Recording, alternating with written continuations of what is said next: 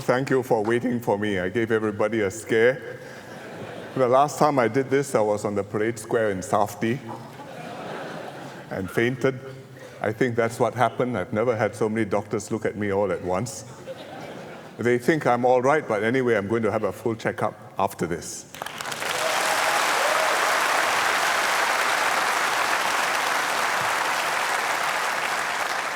But before that, I'd like to finish my speech. I will not go into the elected president. There's a lot of stuff which needs to be spoken, but I will find another occasion for that.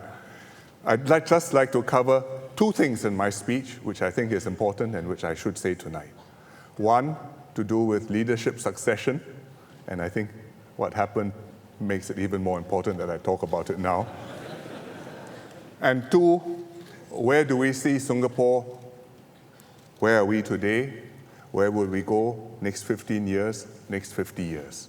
I think it's good for us to step back from our immediate preoccupations and problems and take a longer look at where Singapore is. But first, let me talk about leadership succession. We've now got the core team for the next generation in cabinet. But you know, ministers or not, all of us are mortal. Heng Swee Keat recently gave us a bad scare. Worse than what I gave you just now. Much worse. I'm very glad he pulled through and is steadily recovering his strength. You've seen the video of him leaving hospital. It's a miracle he's all right. The SEDF team who responded to the emergency call did an excellent job, and I'm glad they're here today.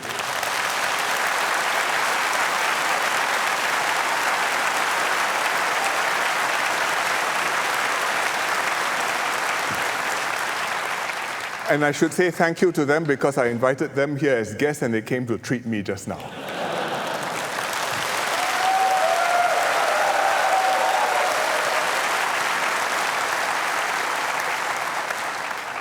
The doctors have recommended that Heng Swee Keat avoid contact with crowds for at least a few more months to minimize the risk of infection. So he can't do his usual community and grassroots work for a little while longer. But they have given him the go-ahead to do office work with minimum interaction. So I've decided that Swee Keat will resume his duties as Minister for Finance.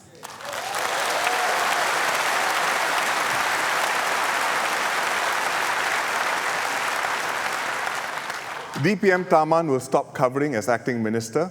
Swee Keat will focus on next year's budget and CFE. CFE meaning Committee for the Future Economy. I told him, just do the work, minimize contact, which is not necessary, avoid getting an infection, it can be troublesome. Don't shake hands, just do namas like that.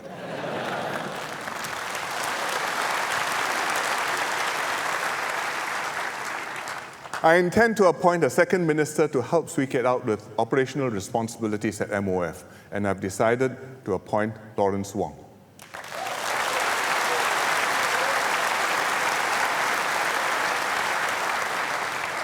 Progressively, Swee Keat will come back to work. Building up leadership and preparing for succession is one of my top priorities. Nothing that has happened has changed my timetable or my resolve to press on with the succession. In the next GE, we'll reinforce the team again, and soon after the next GE, my successor must be ready to take over from me. 岁月不留人, you cannot wait. I'm sharing my concerns and plans with you because all of us have a role to play building Singapore together. But whom are we building Singapore for? It's not just for ourselves. It's for our children, our grandchildren. It's always been the Singapore story. Every generation doing better than the one before, looking ahead, acting now, giving the best chance possible for the next generation. What is the Singapore we are building for our children? Let's give ourselves some perspective. Look back 15 years. Look forward 15 years. I think plus or minus 15 years is a good time frame. It's not so long that you can't remember what happened before, or that you can't imagine what will come in 15 years' time. 15 years ago, we experienced 9/11. The world was in shock. Our economy went into recession. We held general elections immediately, November 2001. We had a strong win. We went on to do many things together over the next 15 years. Just look at the changes to Singapore since then. Marina Bay, from reclaimed land, we created a whole new CBD. We built Marina Barrage, Gardens by the Bay. Now we celebrate festivals there, including Christmas and New Year. We built beautiful HDB flats in Punggol and created the Punggol Waterway. We developed One North to create opportunities in biomedical sciences, ICT, new media. We built buildings there with strange names, all kinds of policies. Biopolis for medical, biomedical, Mediapolis for media. This is where MediaCorp's new office is. Fusionopolis to bring different things together. And a launch pad, humming with energy and innovation. We built a city in a garden, the Botanic Gardens, very popular. Or the East Coast Park, always full of families and life. We've got park connectors and ABC waterways all over the island, buildings with roof gardens, high-rise greenery, and now the wildlife is coming back. We have hornbills again. This one, his name is Bobby. He was born in the Istana grounds. Then he went to Sungai Buloh when he collected the keys to his BTO flat.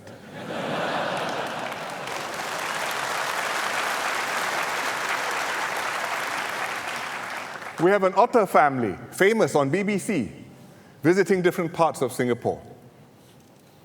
At National Day, we went back to the National Stadium and brought back the Kallang Wave.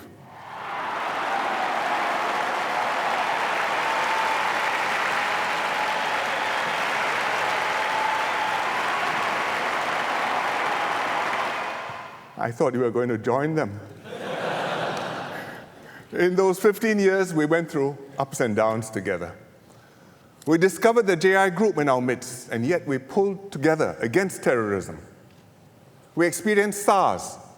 We were hit by the GFC, global financial crisis. They did not break us. We drew closer together. Now, we are at the threshold again, looking ahead to the next phase of our nation building. Having lived with terrorism for 15 years, we now find it a more serious threat than ever. Our economy is at a turning point. Again, like in 2001, we had a strong election win, and again, we have a full agenda ahead. If we put everything together that we are planning and doing, what can our children look forward to by 2030? What can we expect Singapore to look like? Physically, the western part of Singapore will be transformed. Lakeside Gateway will become a vibrant business district. The high-speed rail will connect us directly to KL. This line takes a few seconds, but when the rail is ready, it will take you 90 minutes. The Jurong Lake Gardens with a science center will give the Lake District a distinct identity. There will be new jobs, new high-tech manufacturing industries in the Jurong Innovation District. Another town, Tengah, will be built next door. In the north, a Woodlands Regional Center will be the northern gateway to Singapore with business spaces, housing, waterfront park. SIT in Punggol will cater not just to students, but to anyone wanting to upskill. And we'll have more startups to occupy incubators like Block 71. All over the island will be well connected. 8 in 10 homes will be within 10 minutes walk of a railway station. And we can jog or cycle around the island along park connectors on the round island route. In HDB towns with cycling park networks like Ang Mo Kio and others, you can cycle from home to work. For greenery, there'll be the rail corridor, plus parks and ABC waterways all over the island. And we'll have many high-quality, accessible preschools If Heng Swee Keat were here and still in his old job, he would say, every preschool is a good preschool.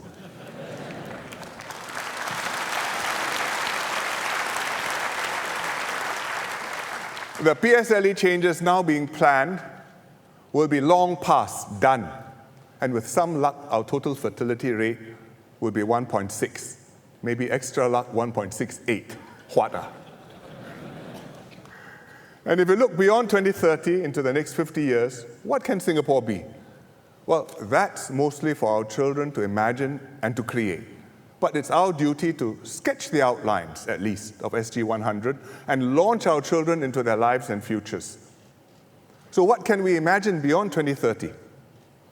The eastern part of Singapore, this is what it looks like today, will dramatically change. Changi Airport, with T4 coming up and T5 later, will be a shining jewel. In Paya Lebar, the Paya Lebar Air Base will have moved to Changi, and the entire eastern region will be ready for us to reimagine, redevelop, rebuild. The PSA port at Tanjung Pagar and Pasir Panjang would have gone to Tuas and become the Tuas megaport, boosting our trade and economy, freeing up land to be redeveloped into the greater southern waterfront city. It'll have 30 kilometers of waterfront. It'll be 3 times the size of Marina Bay. There's much to look forward to, and we must aim high, but the intangibles are even more important. Will we be stronger as one people? Will the Singapore spirit grow? Will we feel more pride and togetherness as Singaporeans? That depends on how we respond to the challenges and crises that will come our way. SG 50 strengthened our sense of nationhood and togetherness. We grieved together at Ms. Lee Kuan Yew's passing. At the SEA Games and the ASEAN Para Games, we cheered Team Singapore on. At the SG 50 National Day Parade, we celebrated how far we had come as one people, one nation. After such highs, we might think, can things get any better after SG 50? Can the best yet to come? The answer is a resounding yes. This year, we showed ourselves and showed the world what Singapore can be beyond SG 50.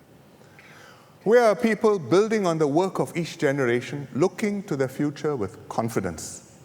A nation where a young Singapore boy can achieve his dream.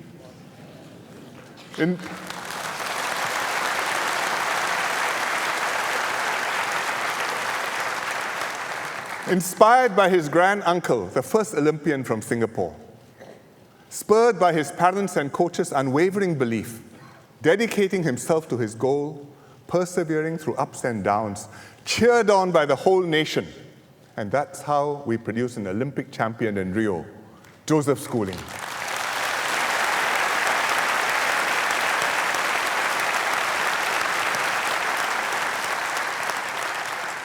Joseph will inspire many more, younger and older, to chase their dreams, to make the impossible come true. We are a nation where every Singaporean has a place, as we saw at the NDP this year, regardless of race or religion, whether we are able-bodied or we have special needs. We stand together with pride, singing, "Count on me, Singapore," and signing, "Count on me, Singapore."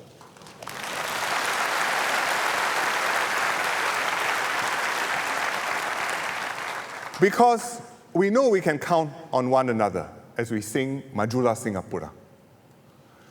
With this spirit, Singapore will advance in our nation-building journey. We don't know how we'll be tested. We don't wish for tribulations to befall us, just to test our mettle. But some troubles will surely come, and I'm sure we won't be short of challenges. We will be tested as one people, and we must not be found wanting. Recently, somebody asked me at a dialogue, if God appeared before you and offered you 3 wishes for Singapore, what would you ask for? I paused. I was taken aback. I thought about it. I said, if I ask for material things, we will regret it. Because after you've got it, you've consumed it, you've enjoyed it, you will not be satisfied. You will want more. But what I would like to have is that we be blessed with a divine discontent. Always not quite satisfied with what we have. Always driven to do better.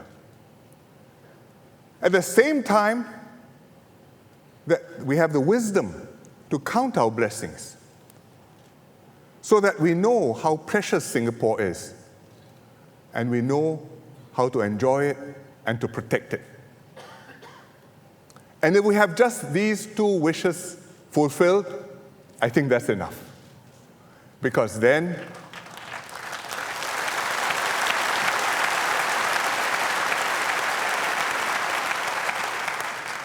we can keep on keeping Singapore special and building something special in Singapore for many more years. And then we can achieve happiness, prosperity, and progress for our nation. Thank you and good night.